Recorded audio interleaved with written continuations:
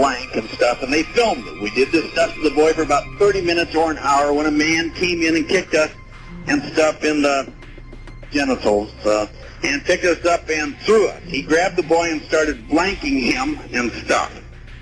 The man was about, I'm not sure how to say it, the man was about so many inches long, and the boy screamed and stuff, and the man was forcing his blank into the boy all the way. The boy was bleeding from his rectum, and the men tossed me and him and stuff and put the boy right next to me and grabbed a gun and blew the boy's head off. The boy's blood was all over me, and I started yelling and crying. The men grabbed Nicholas and I and forced us to lie down. They put the boy on top of Nicholas, who was crying, and they were putting Nicholas' hands on the boy's blank. They put the boy on top of me and did the same thing. They then forced me to blank the dead boy. It gets pretty crude. They put a gun to our heads to make us do it. His blood was all over us. They made us kiss the boy's lips and do other things. Then they made me do something I don't even want to even write, so I won't. After that, the men grabbed Nicholas and drug him off, screaming. They put me up against a tree and put a gun to my head that fired into the air. I heard another shot from somewhere, and then saw the man who killed the boy drag him like a toy.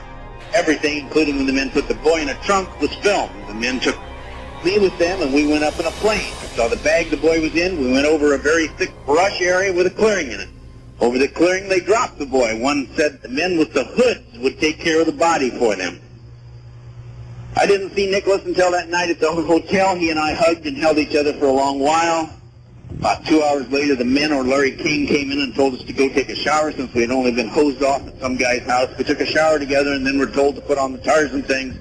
After we were cleaned up and dressed in these things, we were told to put on short socks and a shirt and shoes and driven to a house where the men were at with some others. They had the film and they played it. As the men watched, they passed Nicholas and I around as if we were toys. Huh? I did what they told me to do. What'd you do to him? They told me to do. Huh? I did what they told me to do. What did they say to do to him, Paul? Have sex with him? Okay. Now you were used to having sex with people, right? Something else must have happened then when you fall. He was crying and I was telling him.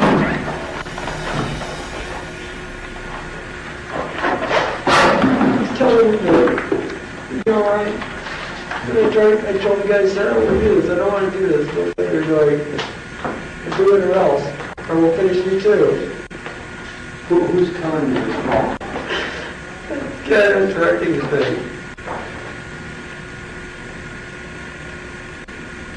Says you either do this or we're going to kill you too.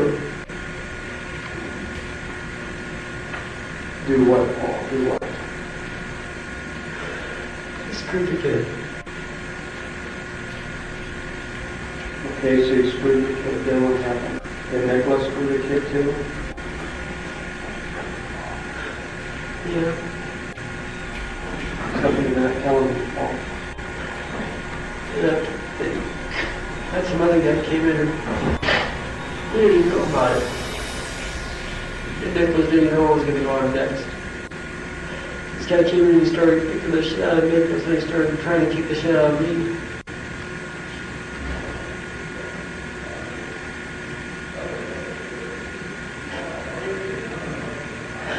He started beating on the kid.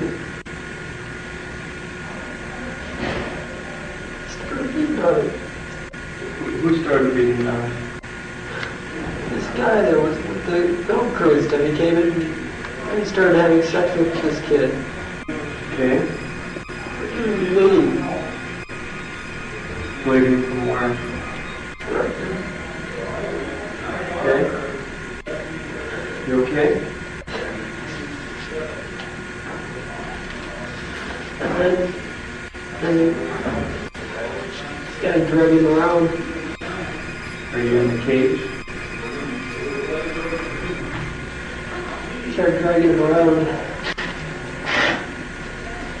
And he kept he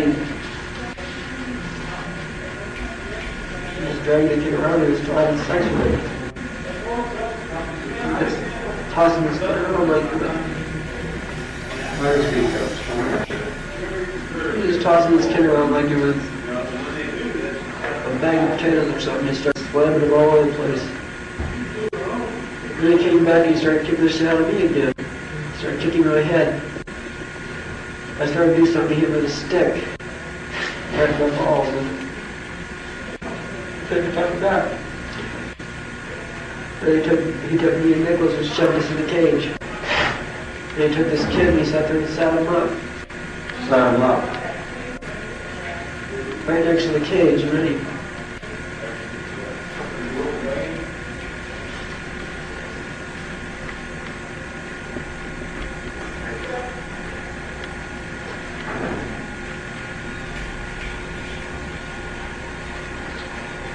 started kicking the kid in his face. The kid was just crying.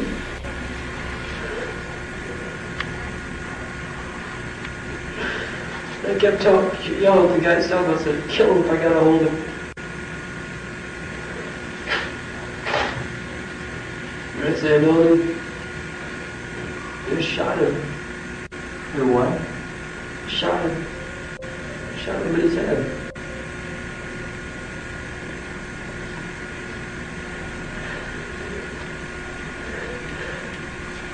Right after that, I tried to kill myself. Took me back to the hotel and tried to cut my wrist.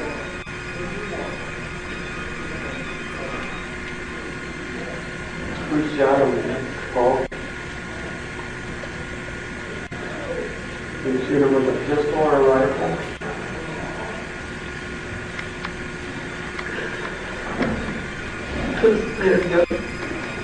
Pistol. Where exactly did they shoot him on his body? Kind of his head, front and behind, different.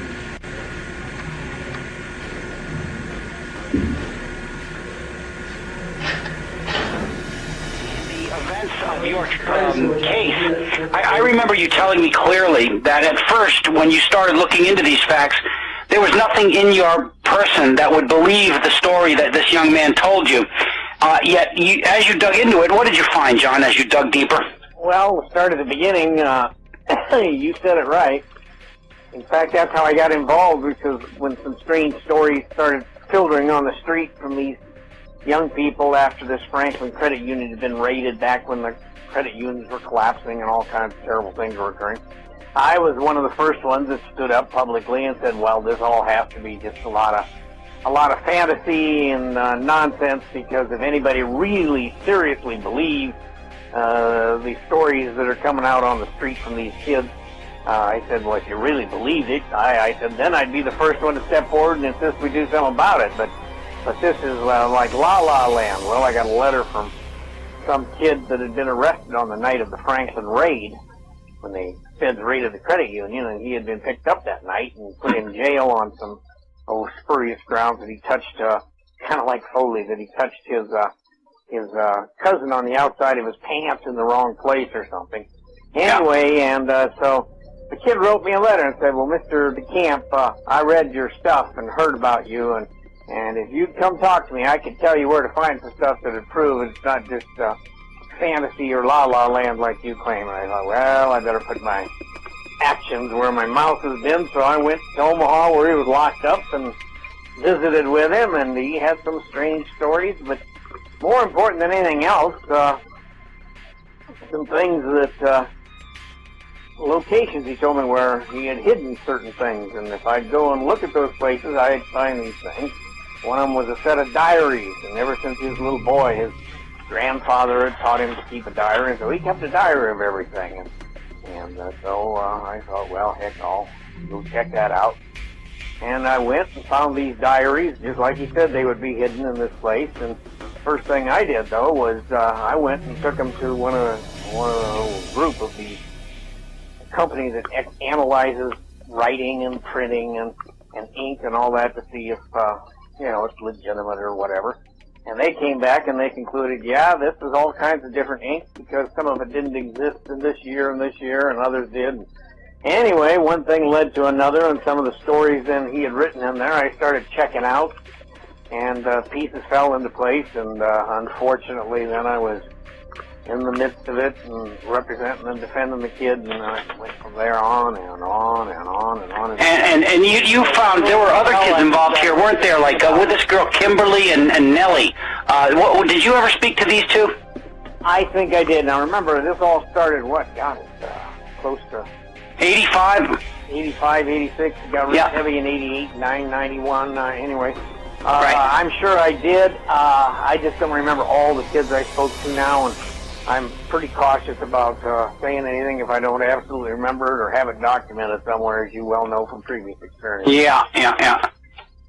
Well, everything I did write in that book, when the book first came out, by the way, I don't know if I told you this, but a bunch of fairly prominent people whose names you'd recognize, had some lawyers have a press conference, and they said, well, this was the most libelous,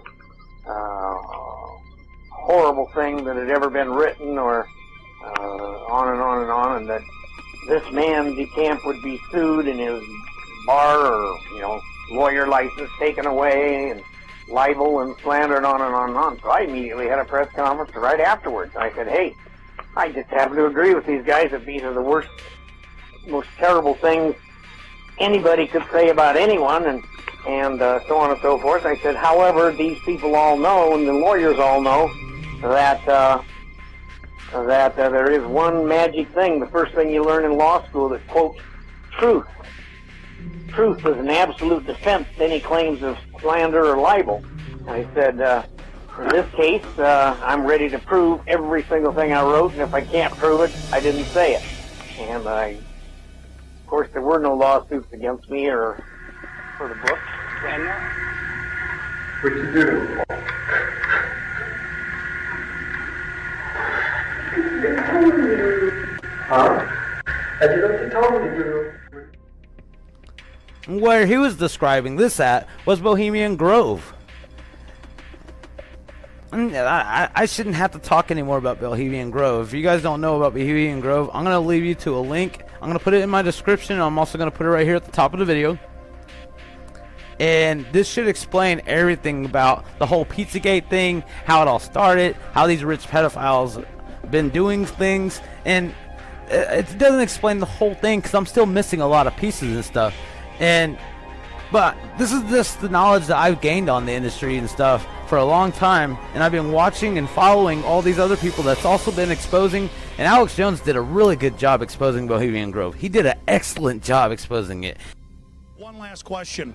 I read a Washington Times article many years ago where you had a comment about the organization, and then now it's been in the Wall Street Journal, it's been in a lot of different newspapers, and that's the Bohemian Grove. And back in, 1996, when you joined as a Clinton advisor, the Republicans were criticizing you. Oh, what about Bohemian Grove? And then you countered them by saying, "Hey, I don't run around in the woods naked." What did that mean? Here is the before-mentioned Washington Times article where he said, "I didn't run around naked like they did." I don't know what quote you're referring to. I'm not aware of any quote like that. Listen, I am a happy member of the Bohemian Grove. I like the folks who come there, and it's really inappropriate for me to talk about the group beyond that. Have you been there for the ceremony with the cremation of care? Frankly, I don't think that's something I need to talk to you about. Really? That's right. Well, I'm Alex Jones, and I snuck in there in 2000. I'm the guy that blew it wide open and got the video. It's been on national TV. Well, I disrespect you. You do? I do. But it's a lot of big public officials going in there. Don't we deserve to know? I don't know anything about you, and I don't know anything about your film. But if you go in there with an understanding, you violated that understanding by releasing that film, and I don't respect you for that. Really? But we have public officials. I'm sorry. You took an understanding when you went in there that you would not do that film, and did you have an understanding when you went in there? No. Did you crash it? Yes. Yeah, and it has no trespassing signs there too, doesn't it? No, they put them up after. Oh, I'm sorry. I'm sorry, sir. I've been there before. I know what the circumstances are, and I'm sorry you violated the understandings. That was not a gentlemanly thing to do. But what about the ritual? Is the ritual genuinely?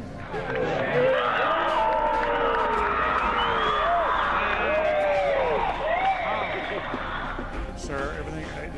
I don't owe you this comment. I know.